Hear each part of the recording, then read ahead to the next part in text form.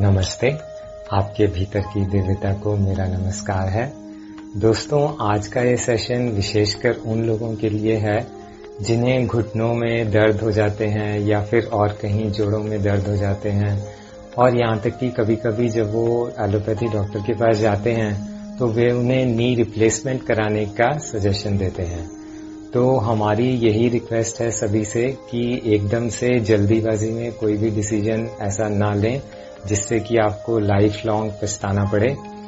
तो जो जोड़ों में दर्द हो जाते हैं, घुटनों में दर्द हो जाते हैं, जो कि कहा जाता है कि घुटनों में ग्रीस कम हो गई है या लुब्रिकेंट कम हो गया है, उसको हम प्राकृतिक तरीकों से बिना किसी साइड इफेक्ट वाली दवाइयों से हम उसको नेचुरली वापस से उसको हील कर सकते हैं और अपना ओवरऑल एनर्जी लेवल भी बढ़ा सकते हैं।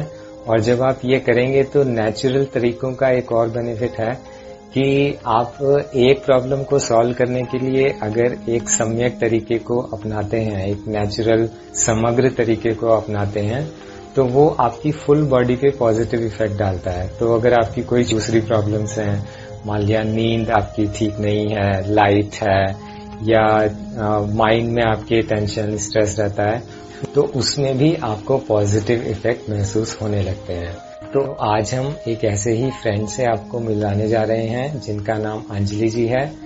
इनको भी डॉक्टर्स ने नी रिप्लेसमेंट कराने के लिए बोल दिया था और ये नीचे बैठ भी नहीं पाती थी। इतना इनकी कंडीशन थी कि नीचे बैठ भी नहीं पाती थी। और फिर जब इन्होंने नेचुरल तरीके से अपनी हीलिंग शुरू की तो इनको बहुत जल्दी इम्प्रूवमेंट आना शुरू हो गया और इन्होंने बहुत ज्यादा कोई स्ट्रिक्टली फॉलो भी नहीं किया, थोड़ा सा ही अपनी डाइट वगैरह में चेंज किया। उसी से इनको बहुत जल्दी रिलीफ आया और विद इन अबाउट 3 months ये जो है अपना नीचे बैठ पाती थी, चलना फिरना इनका बेटर हो गया और फिर उसके बाद तो ये सीढ़ियां भी आराम से चढ़ पाने लगी। तो चलिए उन्हीं के शब्दों में सुनते हैं उनका अनुभव। जी अंजलि जी, आपका स्वागत है। तो आप अपने ही शब्दों में बताइए कि आपको क्या प्रॉब्लम थी और उसके लिए आपने यहाँ पर सम्यक हीलिंग से जुड़ने से पहले आपने कोई और पैथीज ट्राई की थी, उसमें आपको कितना इम्प्रूवमेंट आया था, और फिर ये तरीकों को, ये नेचुरल तरीकों को अपनाकर आपको कैसे इम्प्रूवमेंट आया और कैसे आपने अपनी हीलिंग की। जी अंजलि जी। मेरा नाम अंजलि है, मैं उत्तराखंड को बिलोंग करती हूँ। तो एक्चुअली मेरे को प्रॉब्लम थी कि मेरे घुटनों में पेन रहता था जो कि बढ़ रहा था। तो ऑर्थोपेडिक के दिखाने के, उनके मेडिसिन लेने के बाद भी बढ़ रहा था। तो उन्होंने फिर एक्सरे लेने के बाद बोला कि नहीं, आप या तो अपना वेट 10 kg रिड्यूस कीजिए या फिर आपको नी रिप्लेसमेंट की जल्दी मतलब कराना पड़ेगा। तो मैंने फिर जब इनके कांटेक्ट में आई तो मैंने सिर्फ ग्रीन जूस, और वेट भी मेरा रिड्यूस नहीं हो पा रहा था कि मैं कोशिश अपनी तरफ से तो करती थी कि वेट रिड्यूस हो जाए जी। मैंने अपने खाने को भी कम करके देखा तो मेरा वेट रिड्यूस नहीं हो रहा था, बढ़ ही रहा था बल्कि जी। तो फिर उसके बाद उस समय तो आपका वेट कितना था उस समय? 73 kg। 73। फिर मेरे को पता चला कि मैंने ग्रीन जूस पीना स्टार्ट किया। इसके अलावा मैंने ज्यादा फॉलो नहीं करना स्टार्ट किया, बस ग्रीन जूस ही पीती थी। जैसे कि सुबह जो चाय बिस्किट थे वो मैंने छोड़ दिए थे। बाद में चाय ले लेती थी जी। लेकिन सुबह टाइम की चाय मैंने छोड़ दी थी जी। उसकी जगह बाद में लेती थी। तो बस उसके बाद मेरा वेट धीरे धीरे करके 2 महीने के अंदर अंदर जो मेरा वेट है वो 4 kg रिड्यूस हो गया था। तो उसके बाद मुझसे मतलब इतनी पेन नहीं रही, धीरे धीरे बैठने लगी, तो मुझे लगा कि मेरे को रिलीफ मिल रहा है जी। तो फिर मैंने कभी कभी जैसे खाना जल्दी खा लिया, इस तरह का कुछ कर लेती थी, और इसके अलावा नहीं मैंने कुछ मतलब इतना ज्यादा फॉलो भी नहीं किया। तो मेरे को अपने आप ही आराम लगने लगा इसमें, तो मुझे कोई जरूरत नहीं पड़ी नी रिप्लेसमेंट की जी जी। बहुत अच्छा है। मतलब कई बार ऐसा होता है कि जब एक स्पेशलिस्ट डॉक्टर जिसके आगे बहुत सारी डिग्रियां लिखी रहती हैं, वो जब एक बात बोल देते हैं कि आपको नी रिप्लेसमेंट सर्जरी करानी पड़ेगी, तो एक पेशेंट के मन में एक डर बैठ जाता है कि इन्होंने क्या दिया तो अब तो करानी पड़ेगी। टेंशन तो बहुत हो गई थी कि अभी मेरी एज कम है, 1 साल के अंदर अंदर मुझे कराना भी पड़ गया या 2 साल में कराना पड़ गया तो बहुत मुश्किल हो जाएगा। लेकिन कुछ तो मेरे मन में डर भी हो गया था, क्योंकि एक्चुअली मेरे फादर इन लॉ ने करवाया था, तो मुझे देख के भी बहुत डर लगता था। तो इसलिए मैंने सोचा कि मुझे इतना विश्वास नहीं था कि इतना मैं रिकवर कर पाऊंगी। जी, मतलब आपको भी सरप्राइजिंग लगा कि बिना किसी दवाई के और बिना कुछ ज्यादा फॉलो किए आपका इतने 1.5-2 महीने के अंदर अंदर। हाँ, क्योंकि मैंने उस समय बी कॉम्प्लेक्स B12 के इंजेक्शन भी लिए थे, तो वो थोड़े दिन रिकवर रहता था जी। और ये प्रॉब्लम स्टार्ट भी एक ही दम हुई थी। कुछ मुझे कोई प्रॉब्लम नहीं थी, मैं बैठ के कपड़े वगैरह भी धो लेती थी, लेकिन उसके बाद एकदम से स्टार्ट हो गई, तो मेरे से कुछ काम नहीं होता था जी। तो मुझे मन में फीलिंग तो रहती थी कि ऐसा कैसे चलेगा, अभी तो बच्चे भी बहुत छोटे हैं जी। अब मुझे उससे अपने आप रिलीफ फिर धीरे धीरे होने लगा। और मैडम, आप अपना दूसरा एक्सपीरियंस भी शेयर कर सकते हैं, जिसमें कि आपको हाथ में दर्द होना शुरू हो गया था और हाथ आप ऊपर नहीं उठा पा रहे थे, तो उसके बारे में आप थोड़ा बताइए कि वो किस एक्सटेंट का पेन था और उसको आपने कैसे घर बैठे ही हील कर लिया। वो शोल्डर से लेकर के एल्बो तक था और काफी पेन था, मुझे ऊपर नहीं उठता था मेरा हाथ। अच्छा। तो हाँ, वो 1 मंथ तो हील होने में लग गया था, लेकिन ये था कि मुझे मेडिसिन नहीं लेनी पड़ी। उसमें मैंने एक तो मसाज की, हाथ की मसाज करती थी, हाथ से नीचे तक जहाँ पेन नहीं था वहां पे मसाज करती थी। और रात को ही करके सोती थी मैं, जनरली अपने आप ही कर लेती थी। और मैंने मतलब उसमें नारियल का दूध वगैरह ऐड किया अपनी रूटीन में सुबह। हाँ जी। और तो इसी से ही मुझे काफी आराम मिल गया था। मैंने ज्यादातर जो चेंज किया अपने ब्रेकफास्ट में ही चेंज किया, इवन लंच और डिनर में एज इट इज करती रही।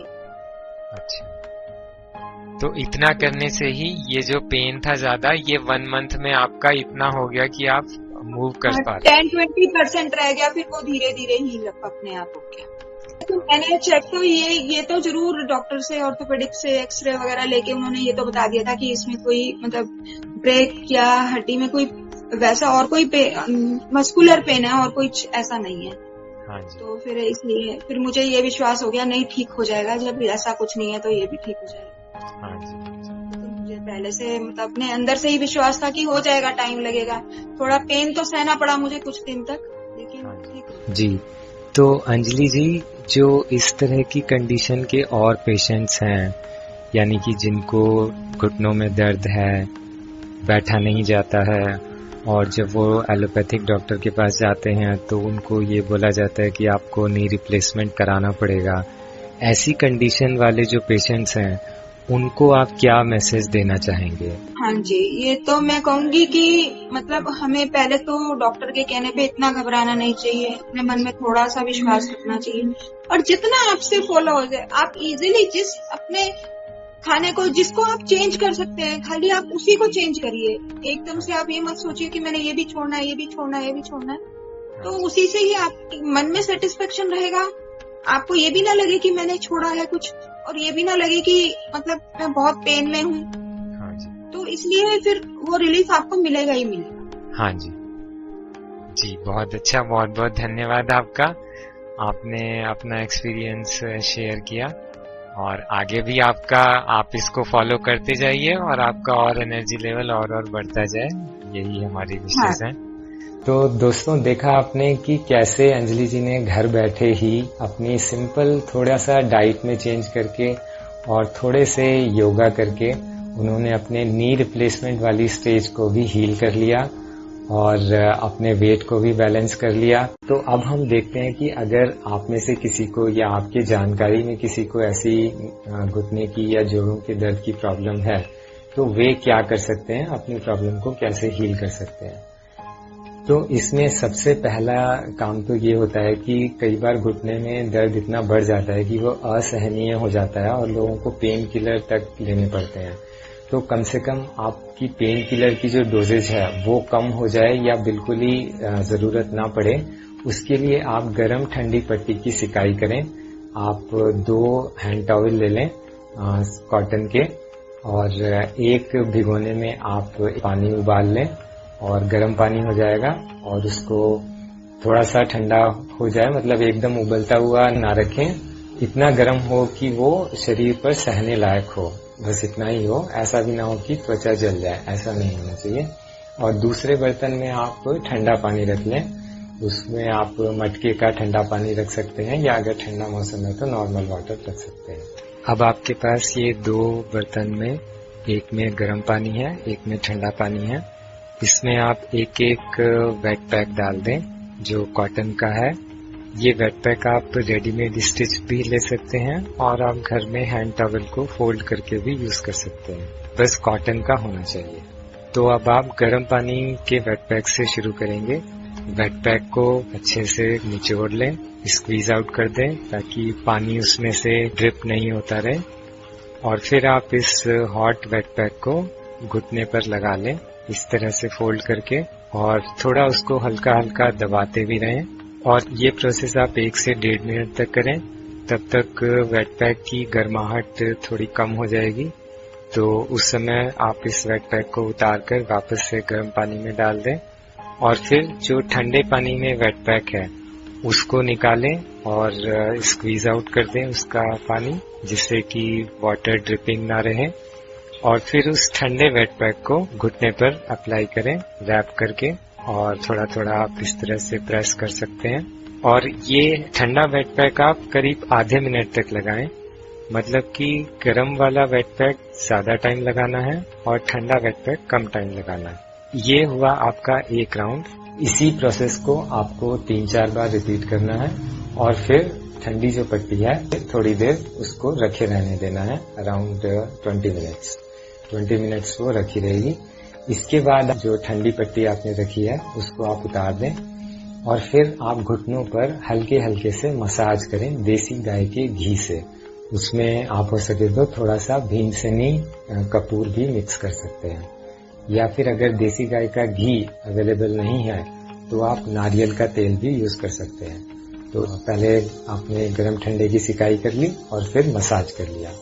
फिर आप हो सके तो बिना बाहर की हवा लगाए थोड़ी देर आप रेस्ट करें, और फिर अपने आगे के काम कर सकते हैं। तो ये आपको तब करना है, हॉट एंड कोल्ड फर्मेंटेशन इसको बोलते हैं।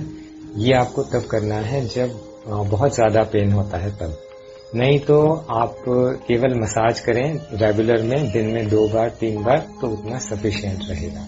फिर इसमें आपको थोड़ा खाने पीने पर ध्यान देना है, क्योंकि ये जो जोड़ों में दर्द हैं ये इसीलिए होते हैं क्योंकि वहाँ जॉइंट्स पर कुछ टॉक्सिन्स जमा हो गए हैं। आपने देखा होगा कई लोगों के घुटने बहुत बड़े बड़े से दिखते हैं, जैसे कि कुछ किसी ने वहाँ पर कुछ पेस्ट लगाया हुआ हो, कोई प्लास्टर टाइप से लगाया हुआ। तो ऐसा इसलिए होता है क्योंकि अंदर कुछ टॉक्सिन्स जमा हो गए हैं, जो भी excess calcium, excess minerals digest नहीं हो पाए, बॉडी एब्जॉर्ब नहीं कर पाई। कई बार लोग डेली कैल्शियम की जो है गोलियां खाते रहते हैं, ये सोचते ही नहीं है कि उतना कैल्शियम एब्जॉर्ब भी हो रहा है या नहीं। तो इस तरह से वो एक्सेस जो मिनरल्स हैं, एक्सेस न्यूट्रिशन है, वो टॉक्सिन्स के फॉर्म में जमा होने लगते हैं, और फिर उसी की वजह से वहाँ का जो मूवमेंट है वो ठीक तरह से नहीं हो पाता और फिर पेन होने लगता है। और फिर दूसरा रीजन वो भी होता है कि लुब्रिकेंट की कमी हो जाती है। जैसे 2 हड्डियों का जोड़ है, उसमें अगर बीच में लुब्रिकेंट रहता है तो उनका मूवमेंट सही रहता है, लेकिन लुब्रिकेंट नहीं है तो फिर हड्डियां आपस में टकराने लगती हैं तो फिर फ्रिक्शन की वजह से दर्द होता है। तो मेन पॉइंट ये है कि हमें उन टॉक्सिन्स को अब बाहर निकालना है। टॉक्सिन्स बाहर कैसे आएंगे? हमारे शरीर के अंदर खुद ही एक हीलिंग एबिलिटी होती है, डिटॉक्सिफिकेशन एबिलिटी होती है। हमें बस शरीर को चांस देना है उसको यूज करने का, क्योंकि हम अगर एक्सेसिवली खाना पीना करते रहते हैं तो बॉडी को अपनी हीलिंग करने का मौका ही नहीं मिल पाता है। तो सबसे पहला काम आप खाने पीने में ये करें कि भूख लगने पर ही खाएं, और जितनी भूख हो उससे थोड़ा कम खाएं, यानी कि अराउंड 10% लेस खाएं। जितनी आपको भूख है उससे 10% कम या 20% कम। और कई बार ऐसा होता है कि जितनी अनाज की हमें जरूरत नहीं है हम उससे भी ज्यादा अनाज लेते रहते हैं। फॉर एग्जाम्पल नॉर्मली अगर किसी की एज 40 ईयर से ज्यादा है तो उसको 3 टाइम अनाज खाने की कोई भी रिक्वायरमेंट नहीं है, अनलेस वो बहुत ही ज्यादा फिजिकल लेबर करते हैं। अगर वो बहुत ज्यादा फिजिकल लेबर नहीं कर रहे हैं तो उनको 3 टाइम अनाज की कोई जरूरत नहीं है। तो आप अगर आप 3 टाइम अनाज ले रहे हैं तो उसको 2 टाइम करें, और अगर आप 2 टाइम अनाज ले रहे हैं फिर भी आपको प्रॉब्लम है तो आप उसको 1 टाइम करें। यानी कि जितनी बार भी आप अनाज ले रहे हैं उससे 1 टाइम आपको कम करना है। तो अनाज कैसे काउंट करेंगे? अनाज किसी भी फॉर्म में हो सकता है, चाहे गेहूं से बनी चीज हो, चावल से बनी चीज हो, रोटी हो, खिचड़ी हो, दलिया हो, पोहा हो, सभी अनाज हैं। बिस्किट है, नमकीन है, ये भी अनाज है। तो आप मान लीजिए अगर कोई 1 बार चाय पी रहा है और 3 बार ब्रेकफास्ट, लंच, डिनर ले रहा है तो वो 4 बार अनाज ले रहा है। तो शुरू से आप अपना 1 टाइम अनाज कम करें, और उस समय में आप जूस ले सकते हैं, जैसे कि लौकी और करी पत्ता मिक्स करके, या खीरा और करी पत्ता मिक्स करके, या फिर आप फल ले सकते हैं। खट्टे फल आपको नहीं लेने हैं, खट्टी चीजें भी नहीं लेनी है, तो आप दूसरे फल ले सकते हैं, जैसे कि पपीता है, चीकू है, और आपका अनार है, बबूगोशा है, नाशपाती है, ये सब आप ले सकते हैं। और इसके अलावा आप सलाद भी ले सकते हैं। सलाद के साथ नारियल की गिरी या तो छोटा छोटा काट कर, या फिर उसकी स्मूदी बनाकर भी ले सकते हैं। तो जैसे आपने 200 ग्राम खीरा, मूली ये ले लिया, और थोड़ा सा आपने करी पत्ता, धनिया पत्ता ले लिया, और 30-40 ग्राम आपने नारियल की गिरी ले ली, और उसको आप मिक्सी में पीस सकते हैं, स्मूदी बना सकते हैं, या फिर छोटा छोटा काट सकते हैं। और उसमें आप स्वाद के अनुसार भुना हुआ जीरा पाउडर या थोड़ी सी काली मिर्च भी डाल सकते हैं। हो सके तो नमक को अवॉइड करें। नमक इन जनरल भी आप अपनी डाइट में कम करें, जितना हो सके कम करें, क्योंकि नमक भी हड्डियों को कमजोर करता है, ये बात आप जान लीजिए। और जब नमक की बात हम कर रहे हैं तो जो नमक आप यूज करते हैं वो भी ये जो मार्केट में कॉमनली अवेलेबल होता है, जिसको भी आयोडाइज सॉल्ट बोलते हैं, ये ना यूज करके आप सेंधा नमक यूज करें। सेंधा नमक जो ऐसे बड़े बड़े पत्थर वाला होता है, उसको कूट कर पाउडर बना के भी वो भी मिल जाता है, या फिर आप खुद से वो नमक के पत्थर खरीद कर और खुद उसको पिसवा सकते हैं चक्की पर। तो वो सेंधा नमक आप यूज करें। और चीनी भी ठीक नहीं है, चीनी की जगह भी आप मिश्री का पाउडर यूज करें। और जो तेल हम यूज करते हैं सब्जी बनाने में, वो रिफाइंड तेल ना यूज करके कच्ची घानी का तेल यूज करें। कच्ची घानी का आप नारियल का, सरसों का, मूंगफली का जो भी लें, वो कच्ची घानी वाला लें। यानी कि जैसे मूंगफली का अगर आपको लेना है तो मूंगफली आप खरीद के उसको घानी पर ले जाके उसका तेल बनवा लें और वो लें। या फिर अगर कोई ट्रस्टेड कंपनी है जो इस तरह से बना रही है, वो आप ले सकते हैं। नहीं तो आजकल तो कंपनीज क्या कर रही हैं कि वो तेल तो वो सब एक जैसा ही होता है, और उसमें सिर्फ फ्लेवर थोड़ा सा वो मूंगफली का आ जाता है, तिल का आ जाता है, ऐसा हो जाता है, ऐसा वो डाल देते हैं। तो वो आपको नहीं लेना है, आपको कच्ची घानी का ही लेना है। सरसों का ले सकते हैं, नारियल का ले सकते हैं, आप इन्हीं को रोटेशन करके यूज कर सकते हैं।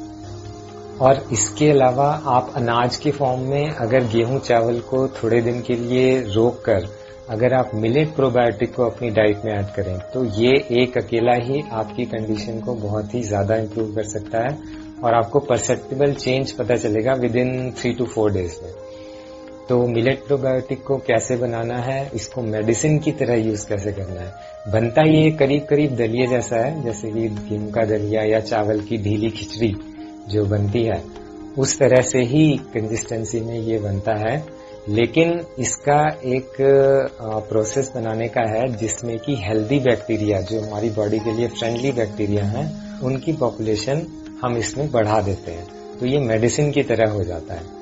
तो इसका सेपरेट एक वीडियो है, उस तरह से ही आप बनाएं, देखकर उसको अच्छी तरह से समझकर उसी प्रोसेस से आप बनाएं। फिर आप अपने पेन को कम करने के लिए एक काम और कर सकते हैं कि आप मड पैक जो है वो घुटनों पर लगा सकते हैं। इसमें आप एक काम करें कि जो कुम्हार वाली मिट्टी होती है वो आप थोड़ी सी ले आएं और उसको हल्के गर्म पानी में मिक्स करके उसका पेस्ट जैसा बना के वो आप घुटनों पर लगा लें और उसको थोड़ी देर के लिए लगा रहने दें, अराउंड 30 मिनट। जब वो सूख जाए तब उसी तरह से उसको हल्के गर्म पानी से साफ करके और फिर पोंछकर आप उसमें मसाज भी कर सकते हैं। इसमें हमारा एक बॉडी हीलिंग पैक भी आता है जिसमें मुल्तानी मिट्टी भी रहती है और उसमें गोमय भस्म भी रहती है और उसमें और नीम पाउडर, इस तरह की और दूसरी भी हीलिंग हर्ब्स रहती हैं जो कि पेन को रिमूव करने में और टॉक्सिन्स को डायरेक्टली स्किन से ही बाहर खींचने में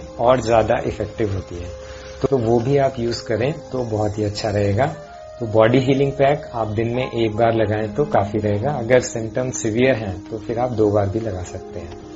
फिर अब इसमें लास्ट में हम थोड़ा ये भी बता देते हैं कि परहेज कौन सी चीजों से करना है। तो परहेज आपको इसमें खट्टी और तली हुई चीजों से करना है। तो खट्टी चीजें जैसे इमली वगैरह नहीं लेना है और तली हुई चीजें आप ना लें। अगर सिम्टम बहुत ज्यादा है तो बिल्कुल बंद कर दें और थोड़े थोड़े हैं तो उसको क्वांटिटी को आप कम दें। और प्रिजर्वेटिव युक्त जो चीजें हैं उनको भी आप ना लें या कम लें। इसके अलावा दूध, दही, पनीर और दूध से बनी हुई जो भी मिठाइयाँ और दूसरी चीजें हैं ये आपकी कंडीशन के लिए बहुत ही हार्मफुल हैं। ये और आपकी बॉडी को एसिडिक बनाने वाली हैं, तो आप इनका सेवन बंद कर दें। क्योंकि अभी आप देखें तो जो डेयरी इंडस्ट्री जो बन गई है इसमें बहुत सारी, आपने देखा होगा कई तरह की कई प्रजातियों की गाय अवेलेबल हैं, उसमें प्राइसिंग भी है और जर्सी भी है। तो इन सब गायों का ना तो इनका दूध ना इनके दूध से बनी हुई कोई भी चीज हमारे लिए फायदा करने वाली है। वो सिर्फ दिखाई देने में सफेद रंग का लिक्विड लगता है लेकिन वो हमारे लिए पौष्टिक दूध नहीं है। तो वो आपके बॉडी से और कैल्शियम को बाहर निकाल देता है, तो वो आपको बिल्कुल नहीं लेना है। हाँ, अगर आपके पास देसी गाय अवेलेबल है या आपके किसी रिलायबल सोर्स से आपको देसी गाय का घी उपलब्ध हो पा रहा है, जहाँ की गायों को अच्छी कंडीशन में रखा जा रहा है, उनको अपनेपन के भाव से रखा जा रहा है, उनके ऊपर अत्याचार नहीं हो रहा है, उनको एक्सप्लॉइट नहीं किया जा रहा है और उनको केमिकल वाले इंजेक्शन डाल के उनकी मिल्क प्रोडक्शन को बढ़ाया नहीं जा रहा है, ऐसा अगर घी आपको अवेलेबल है तो डेफिनेटली वो आपके लिए अगेन वो मेडिसिन का काम करेगा। तो वो आप अपनी डाइट में ऐड करें। अपने लंच में आप 5 ग्राम के अराउंड ले सकते हैं और गर्म भोजन के साथ में आपको घी का सेवन करना है।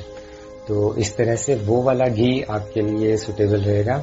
इन फ्यूचर हो सकेगा तो हम एक ऐसा भी वीडियो बनाएंगे कि कैसे आप ये चूज करें कि कौन सा घी आपके लिए सही है, कौन सा दूध आपके लिए सही है और कौन सा नहीं, क्योंकि बहुत सारी वैरायटी का दूध और घी अवेलेबल होते हैं मार्केट में। लेकिन तब तक के लिए आप ये देसी गाय का घी अगर आपको मिले तो ही यूज करें, नहीं तो कोई जरूरी नहीं है। अगर आप मिलेट्स भी ऐड करेंगे तो मिलेट से आपको पूरा न्यूट्रिशन मिलेगा और सलाद के साथ आप नारियल गिरी लेंगे तो कैल्शियम, आयरन सब आपको मिल जाएगा।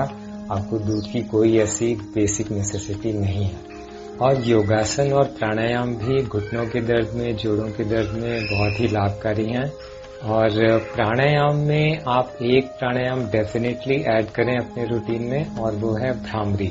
ये आपको न केवल जोड़ों के दर्द और घुटनों के दर्द में फायदा करेगा बल्कि आपके पूरे ओवरऑल क्वालिटी ऑफ लाइफ को बेहतर करेगा, माइंड को भी रिलैक्स करेगा, आपके हार्मोन्स को भी बैलेंस करेगा। तो इसमें सिंपल तरीके से हम बताते हैं। इस तरह से आप सीधा बैठ जाएं और आंखों को हल्का बंद कर लें और उंगलियों को आंखों पर ऐसे रख लें हल्के से और अंगूठे से कान के बाहर जो ये डोर टाइप से फ्लैप्स होते हैं, ये फ्लैप्स को बंद करना है। तो कान बंद हो जाते हैं और कानों को बंद करके आपको गहरी लंबी सांस अंदर भरनी है और सांस छोड़ते हुए म ध्वनि का गुंजन करना है।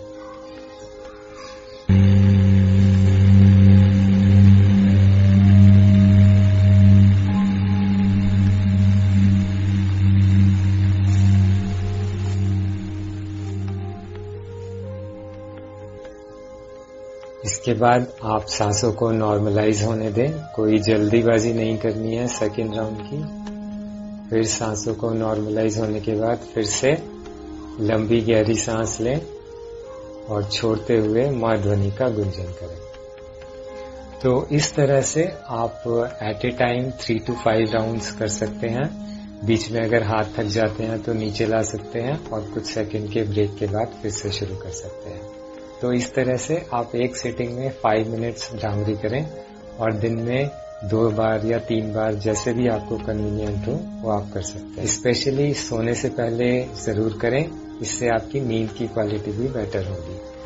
तो प्राणायाम में भ्रामरी एक सिंपल प्राणायाम आप ऐड करें, और योगासन में एक तो आप सूक्ष्म व्यायाम रेगुलरली करें।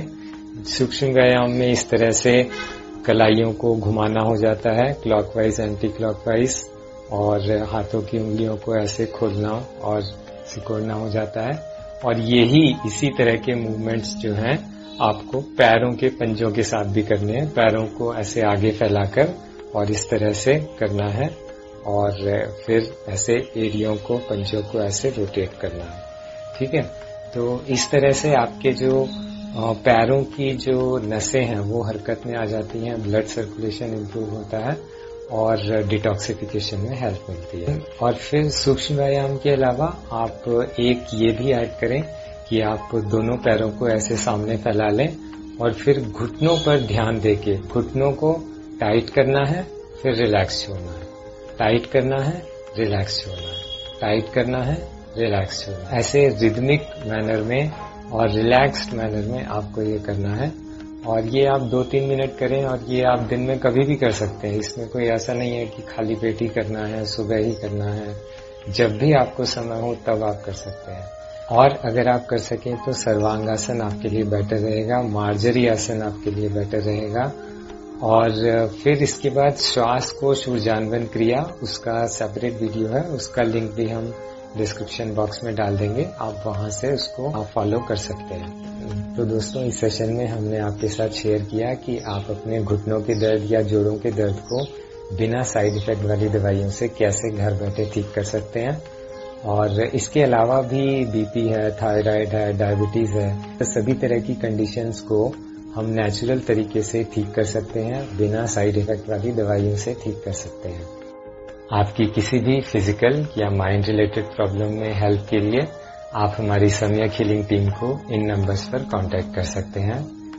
For help in any of your physical और mind related problems, you can always reach out to our Samyak healing team on these numbers. So with these best wishes, सभी लोग स्वस्थ रहें, खुश रहें। धन्यवाद।